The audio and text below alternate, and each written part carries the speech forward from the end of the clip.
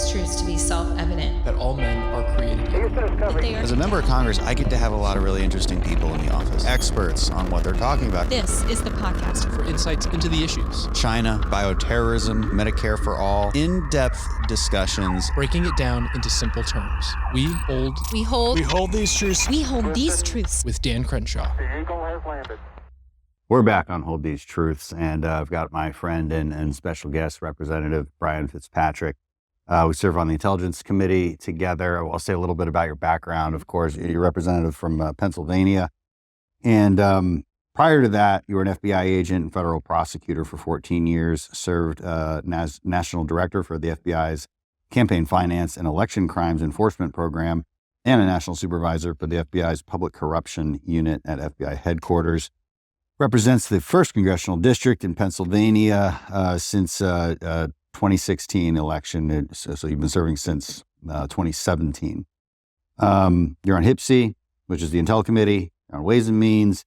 And boy, we got a bunch of conversations today. I mean, where do we even begin? So we're here to talk about FISA, the Foreign Intelligence Surveillance Act. We've done a podcast on this before with Chairman Turner and Darren LaHood. And Brian, you couldn't make that one, but I really wanted you to from your perspective, because you were in the FBI. So you got a really solid perspective on both sides of this, you know, from like the civil liberties concerns we have as members of Congress, but also like the nuts and bolts of the actual program and what's true and what isn't. And in our many debates we've had in conference today, I made the comment, like, I don't actually, I was offended because somebody's like, well, Dan, you just care about security more than you care about liberty. And I'm like, that's what kind of pisses me off when you say that, because that's what I say to Democrats when they want to overregulate all of our industries. You know, this could happen, so we need to regulate it. That's an insistence on an over insistence on security over liberty. But I might remind them that, like, you know, part of the government's role in protecting our natural rights is to protect us from each other. And so there's a security role there. And there's always going to be a debate on how much security is appropriate. And when we're talking about FISA, there's just a ton of misinformation out there that is, I think, driving us all a little crazy during this debate. What are some of the conversations you've had today, or where do you want to begin on this? Yeah, I think the important thing is to explain, you know, the difference, because FISA means a lot of things, right? You know, Title I is sort of what quote unquote traditional FISA, passed in 1978, does not sunset, where most of the abuses have occurred, and there have been abuses.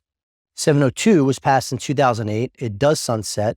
Under current law, it sunsets every 5 years. It was last. Can you say, let's just for the audience, Sure. like, so the Section 1, like what is that? Title I is the traditional spying authority that was passed in 78 that, again, our law always has to catch up with technology. And at that time, there was a need to have a special national security type wiretap program. So in the criminal program, it's Title III. Title III is actually not Title III, it's Title 18, but it's Title III of the Omnibus Crime Act of that year. And that deals with criminal wiretaps, organized crime, drug cartels, white collar crime, and the like. But we needed an authority spy on our enemies right, abroad. to deal with classified information, to have a separate court that deals, just like we have to operate in the SCIF, you needed a separate court to deal with the classified piece of our national security. So that's where FISA and the FISC came from. The FISC is the Foreign Intelligence Surveillance Court. Correct. So the abuses that have occurred almost exclusively have been with the FISC. 702, which was one of the products after September 11th to make sure that we never get attacked again, allows us to take advantage of what we call our home field advantage. Virtually every form of communication across the globe at some point has some nexus to the United States. Our cell towers, our servers. We invented the internet. Of course. I think a Navy SEAL probably invented it. Possibly. Some say it's true. And take a home field advantage of us being the hub of communications when there is somebody using our communications that is not a U.S. citizen, does not have Fourth Amendment protections. Someone who is not a U.S. person, who is not currently in the United States, both have to apply. Right. So this nonsense about us spying on McDonald's Wi-Fi is just patently false. That's not what 702 is. But let's look at the explanation, because I like what you just said. That was a great explanation that I think a lot of people don't understand. Because some of the retorts I'll get is, look, the CIA is going to spy on Iran. They'll figure out a way. And I'm like, That's true. There's plenty of methods of spying on Iran. Okay, sometimes you recruit a human source who has access. Sometimes you hack into their systems. Okay, none of that is FISA. When we're talking about FISA, we're talking about communications, like you said, that are passing through the United States. So that could be like their Gmail account that they're using or whatever. But if there's a lot of other kind of communications, and so the question from a security perspective is obviously, why wouldn't we read that? It's not an American's communication, and it's not even a person located in the U.S., so why wouldn't we read that? We agree upon that. I think there's wide agreement on that, at least. And so that's why FISA exists. Yep. True. But you need a warrant to even do it. Of course you do. I mean, this nonsense of a warrant, this amendment of a quote-unquote warrant requirement, it's not a warrant requirement, it's a secondary warrant requirement. We already have a warrant requirement to do any investigative step that implicates the Fourth Amendment on a U.S. person. What our colleagues are trying to implement is a secondary warrant requirement that doesn't have to deal with collection of evidence on U.S. persons, but it has to deal with querying existing lawfully collected law enforcement databases, NCIC, right? Checking people's criminal background checks before you execute an arrest warrant. Running of license plates, pings off a DOT database, lawfully collected data. A fugitive squad in the U.S. Marshals that want to ping a TSA database to get a flight manifest to figure out which airport they can safely arrest their fugitive. This is law enforcement, right? Law enforcement databases. Basic investigation. So they're conflating Title I with 702. They're conflating collection of evidence versus querying of already lawfully collected evidence. And they're conflating and misunderstanding this concept of incidental collection. You pointed this out many times, Dan. If we have a FISA wiretap on Osama bin Laden, and Osama bin Laden calls a person in the United States and has a conversation, we can't pretend that person isn't there. We can't ignore they're part of the conversation. Of course that gets swept up. But once it's swept up, all that gives law enforcement the ability to do is query a person and ping, oh, they talked to Osama bin Laden. If you want to go into their bank records, if you want to go into their phones, you need a warrant. You need a warrant. And that, in current law, you need a warrant. The warrant already exists. So we have to stop calling this a warrant requirement. It's a secondary warrant requirement on steroids that has never existed in U.S. law. I want to back up, though, and give our listeners a bit more understanding of the general debate here. So we've articulated what FISA is, okay, and how it's used. We've articulated that in the process of getting a warrant, you always have to get a warrant. Even if they're a foreigner, you actually have to get a warrant, and that's through the Fifth Court. But in the process, it's just to seem obvious, right? Whether whoever we're collecting on, and by the way, that warrant is only good. It's only allowed if you fall into three categories: foreign intelligence. So you have to have some kind of foreign intelligence nexus. So it's probably somebody related to government. It has to be counterterrorism related, or it has to be counter weapons of mass destruction related. It has to be in those three categories. By the way, what's not in there? Counter narcotic. So if we want to get a warrant on a production facility in China making precursor chemicals, we actually cannot do it. Right. So I've actually offered an amendment to change that, which they're still arguing against, which is kind of nuts. Okay, so that's what FISA is. For almost a year, it seems like there's been a working groups trying to figure out what the best reforms are, because there has been abuses of this system, because those foreigners that we have warrants on, they talk to Americans sometimes. Now, it's important for people to realize that the analogy of a wiretap is probably the right analogy. And it's something people are used to. So you get a warrant and you wiretap somebody. Well, you're wiretapping them because you want to know who they talk to. And you're listening to those conversations. You never ignore the other side of the conversation. As you're an FBI and a cop would never ignore the other side of that conversation. The only difference between that concept and FISA is that in FISA, it's a searchable database, all of those conversations, because they're text messages, they're emails. And so you have access to Osama bin Laden's inbox. And in that inbox, there are conversations. Now, just because you see those conversations doesn't mean you then see the inbox of the person who they had the conversation with. That is such an important point. Correct. I think a lot of people don't understand. And so when we query, and you're querying a U.S. person, and there's a lot of limitations on what kind of U.S. persons you can query and why you're querying them, first of all, you're not searching their inbox. You're not getting their records. And that was said earlier in our own debates here behind closed doors. Some members think that's what's happening. Of course, it's not what's happening. The only thing that would pop up would be their conversation with Osama bin Laden. Correct. And if you want to take that next step of going and investigating that person, getting their bank records, getting their cell phone records, getting their inbox, tapping their phone, you need a warrant. So that's why I'm pushing back vociferously on calling this a warrant requirement. It's a secondary warrant requirement on querying, not collecting. And so the warrant, so that debate, right, and that misunderstanding has caused us to be at the point we're at now, where we have an underlying bill, which I think is largely agreed upon. And then we have a few amendments from the Intel committee, one of them which was mine, to include counter-narcotics investigations in FISA. I don't know why you wouldn't. And then there's the one problematic one from Judiciary Committee, which by the way is supported by the progressives. The progressives are like loudly in support of this. All the pro-Hamas protesters, they're voicing their support for it, and then a lot of our Freedom Caucus members are. So I don't know why there's agreement there, but on this particular case, there seems to be. They want a warrant. They want it to make it sound like it's so simple. Like, look, if you're going to search and do a search and investigation and surveillance, they call it surveillance, on an American, you should need a warrant. They want it to seem that simple, but it's not that simple.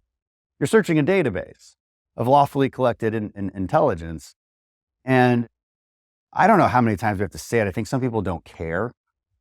I mean, I've heard some interesting retorts to this. I mean, some people, some members freely admit they just don't understand how it actually works. And they're just like, well, liberty is more important. I'm like, well, if you're getting blown up by a terrorist plot, there's not a lot of liberty there, is there?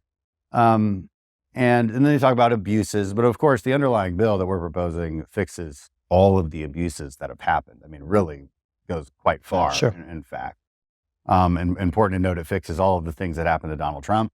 Would prevent Crossfire Hurricane from ever happening again, makes a ton of reforms, severely limits what the FBI can even do with respect to. By the way, they don't like the base text, the FBI. That's important to note. I mean, they're worried that that's going to hamstring their investigative activity. It might, because they have to get additional authority. They have to have a lawyer if they want to do a U.S. person's query. They have to get a lawyer to approve it. The biggest change is it cuts down by 90% the number of people that can actually physically do the search, right? So talk to us about your experience as an actual investigator. Like, walk us through how this works and how a warrant would basically stop the process. It kills 702, and I'm not sure if that's the intention here or not. For some, it probably is. There are searches that they're an expectation of privacy on U.S. persons that implicate the Fourth Amendment, and then there are those that don't. Me searching for my lost sunglasses does not implicate the Fourth Amendment. Me going into your house and downloading your computer does. And the best way I can bring it home for your viewers, Dan, is on a local law enforcement level. Every police department has an evidence locker. That locker contains evidence that was lawfully seized pursuant to a court order. Taken to its logical extreme, that would require, this new concept would require a warrant to walk back into that evidence locker. Yeah. It's already been collected. Right. And yet they can't even go in and view it without getting another warrant. There were 371 foreign intelligence surveillance court orders last year, 371. If you have a warrant requirement for a query, that would magnify to probably about 200,000. Not 200,000 people, by the way, 200,000 searches. 200,000 clicks of the enter button. There are 11, I believe, 9 or 11 judges that rotate on and off the FISC. There's about 650 federal judges that are part of that rotation, and you'd have to, have another 1,500 Biden-appointed federal court judges to just purely from a math standpoint. Not to mention that we're creating this brand new standard in U.S. law of having law enforcement searches of their databases have a warrant requirement. It's insane on multiple levels. And let's imagine for a second that those judges magically appear and they actually sit right next to every analyst that is, doing good work, doing the work they're supposed to be doing. And the process is super efficient, right? Let's imagine that crazy possibility. It's not possible, but let's imagine it's true. What I learned, and I didn't even realize this, but I learned it today after actually speaking with some of our intelligence community officials, and it's much worse than just being onerous. The warrant requirement will indeed prohibit us even seeing, these emails that I'm talking about. And the hypothetical that I'll lay out goes as follows. So Osama bin Laden, right? We got a warrant on him because he's a foreign terrorist, and so we have access to his emails. There's some emails sent to him. Okay, now in the FISA process, you don't just automatically see the emails. You do have to click through, and there's prompts and things, and it asks you why you're doing it and all this. Under a warrant process, which requires probable cause, you wouldn't even get a warrant to open up all of the emails sent to him if they come from U.S. persons.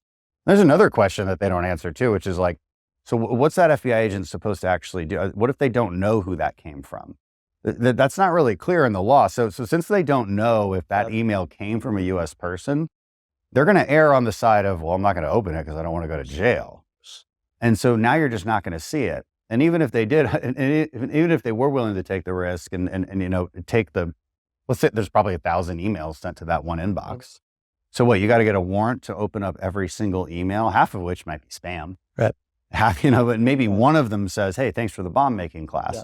And so you have no idea, just looking at an inbox, which one said, hey, I'd like to sell you some real estate, or two, thanks for the bomb making class. It went really well. We've got this great plan in Philadelphia.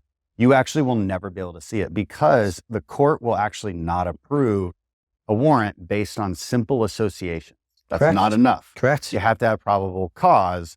And so it's and you mentioned, you described it earlier really well about this kind of chicken or egg problem.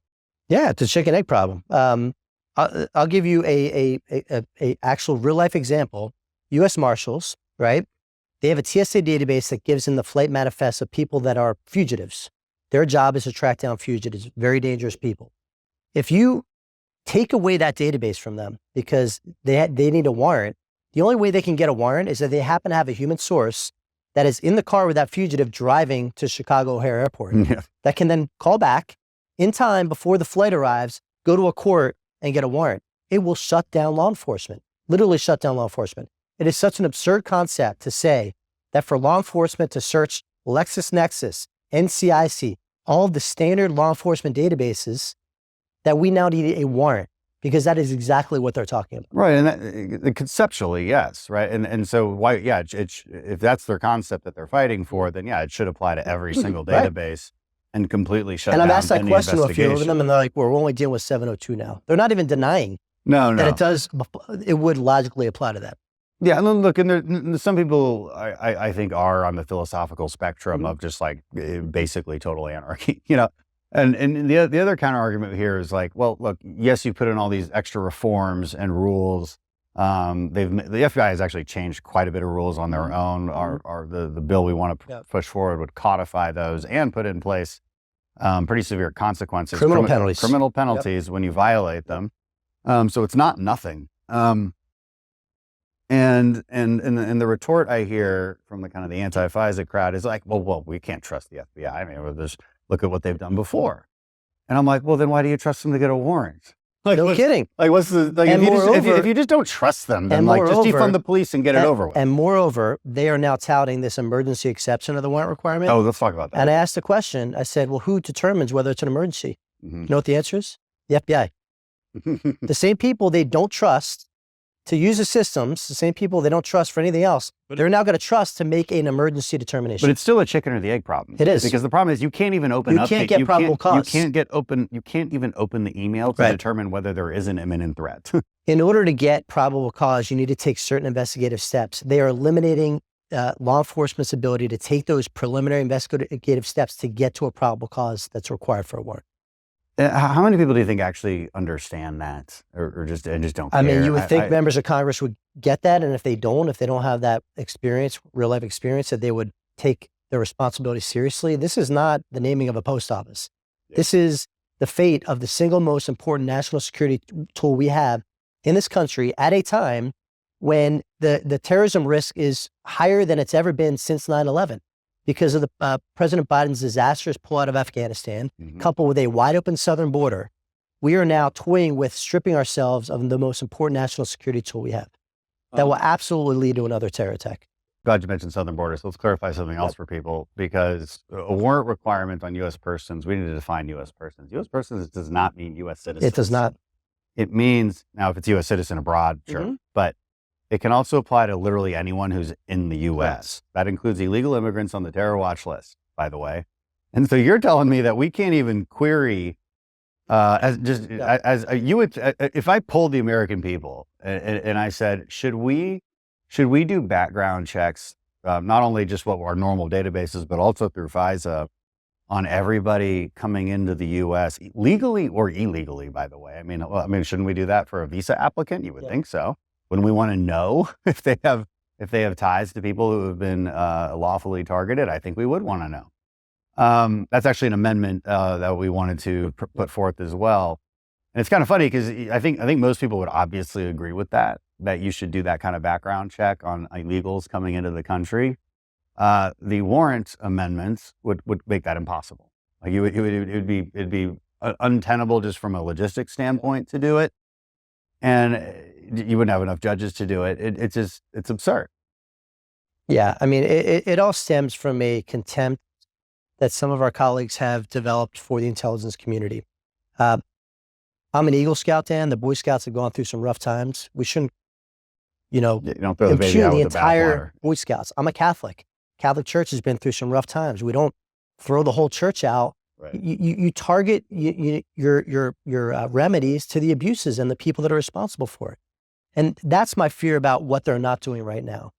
Our 56 reforms in this bill will prevent a crossfire hurricane from ever happening again. That is a very important fact. So our colleagues are left with a choice. Are they going to take half a loaf or no loaf?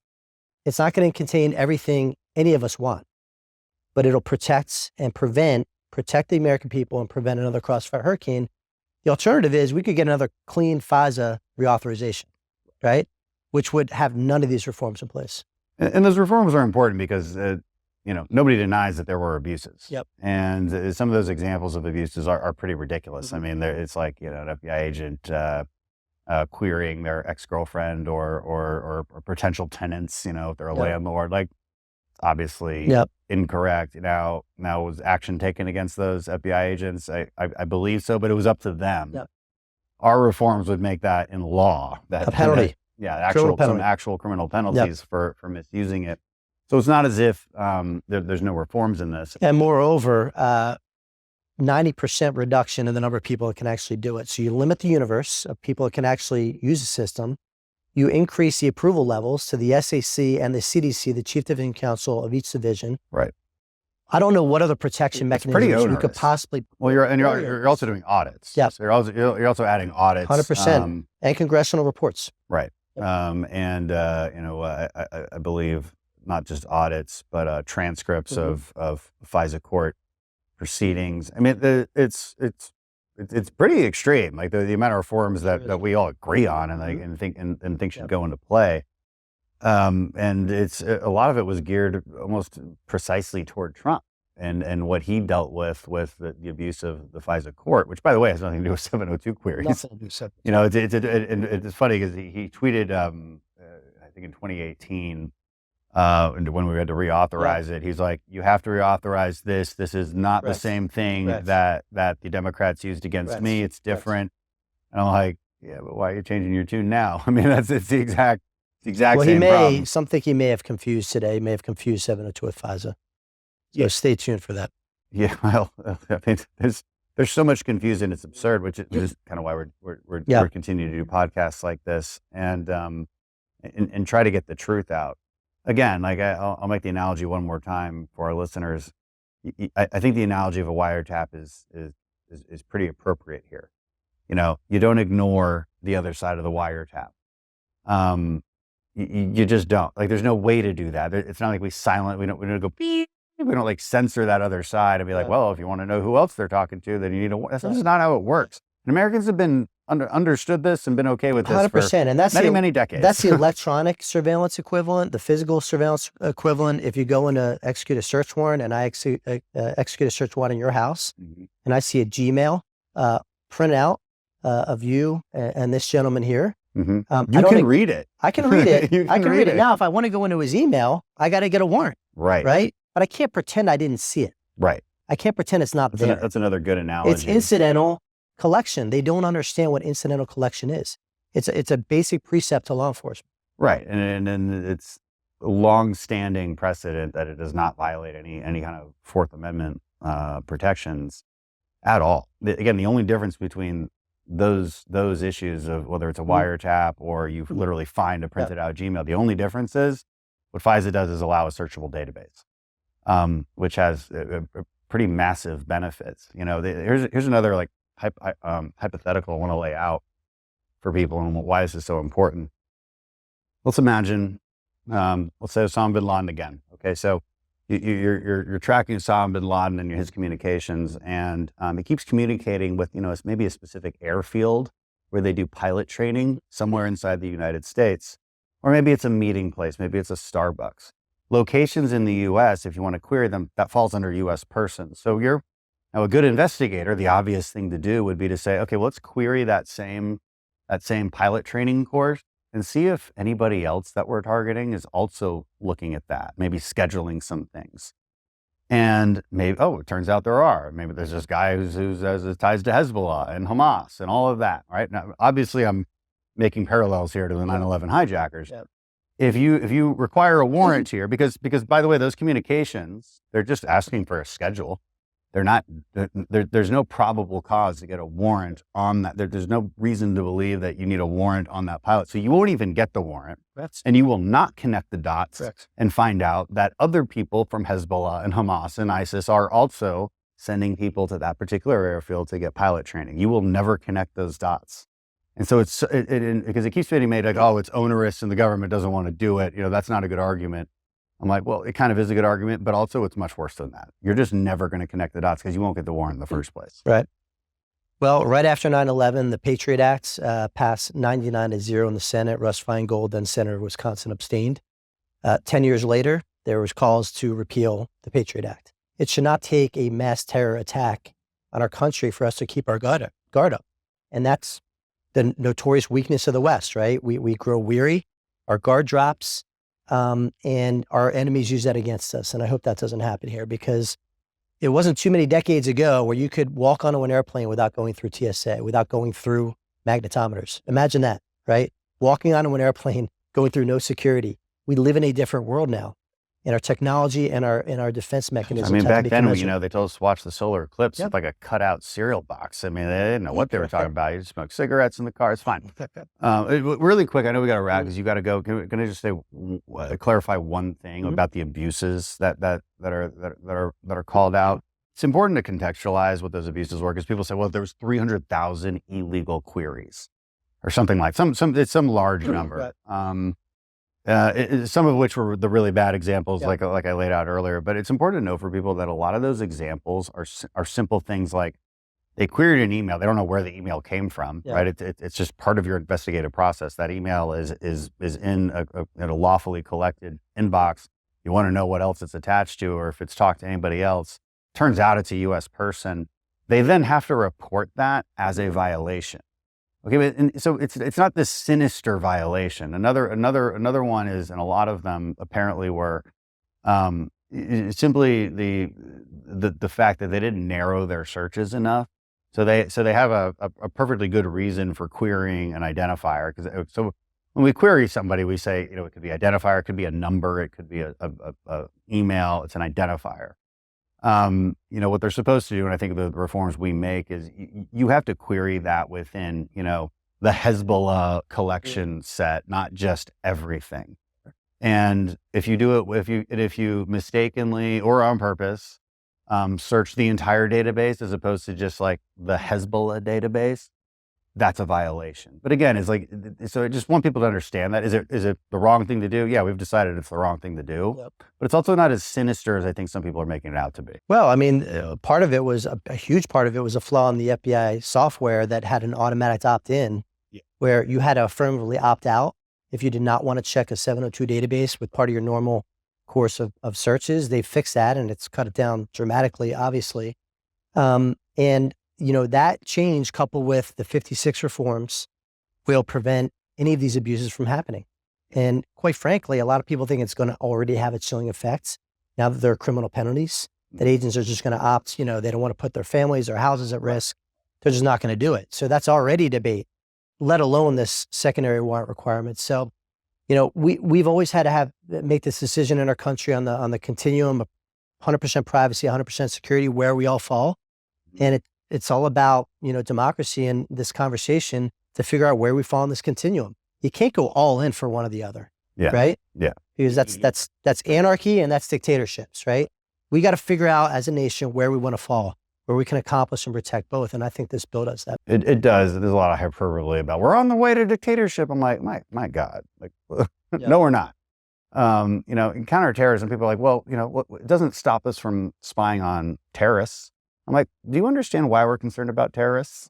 I'm not concerned about terrorists just doing their thing in Syria. I'm concerned that they're doing their thing, training, planning, and operating so that they can commit an attack here. And the only way they're going to commit an attack in the United States is if they're communicating in some form with someone or something or someplace in the United States. So when we say it kills our ability to collect, we mean it, because the entire point is to protect the homeland. All right. I think we hit all the points. Yeah, I think we did. I know you got to go. Appreciate your time, Brian. You bet.